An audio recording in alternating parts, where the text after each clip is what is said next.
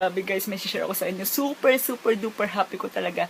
Pinapangarap ko talaga to. Hindi ko ina-expect yung mga pangyayari kanina sa Itbulaga. Sobra.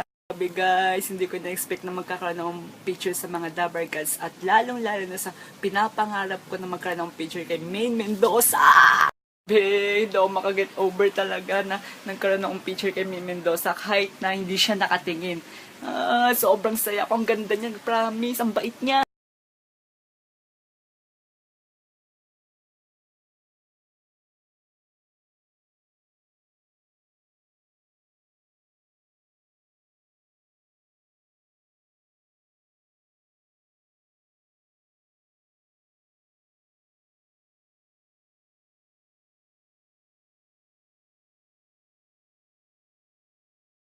May mga pinost na pala ako kaninang mga pictures ko sa Instagram, Twitter, at Facebook. Kung gusto niyo tignan, sige lang. Kung ayaw nyo, edi wag. Okay? Okay?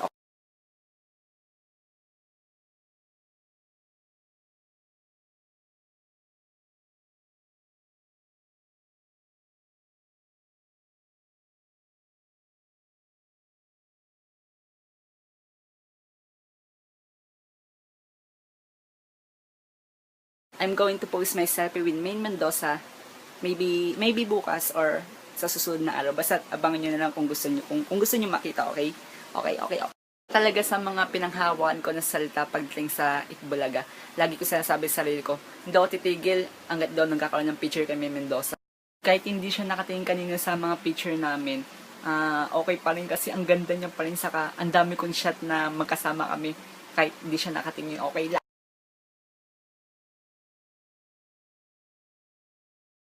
Sobrang excited na ako i-upload yung picture namin ni Maine Mendoza kanina sa Broadway na magkasama kami. Gagawin ko talagang DP yung promise.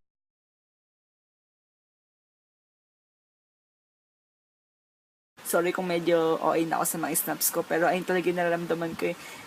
Grabe, hindi ako makatulog ngayon talaga. Na-imagine ko si Min kanina, hindi ma-get over, promise. Kasi naman eh, grabe si Min kanina, bukod sa nahawakan ko na siya, nakausap ko pa siya. Kaso nga lang, yung picture epic lang talaga, dahil ang dami nagpa-picture sa kanya, kaya hindi siya nakatingin.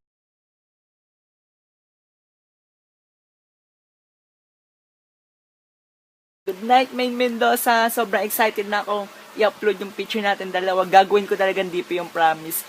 I love you, Meng. I love you, Meng. I love you, Meng.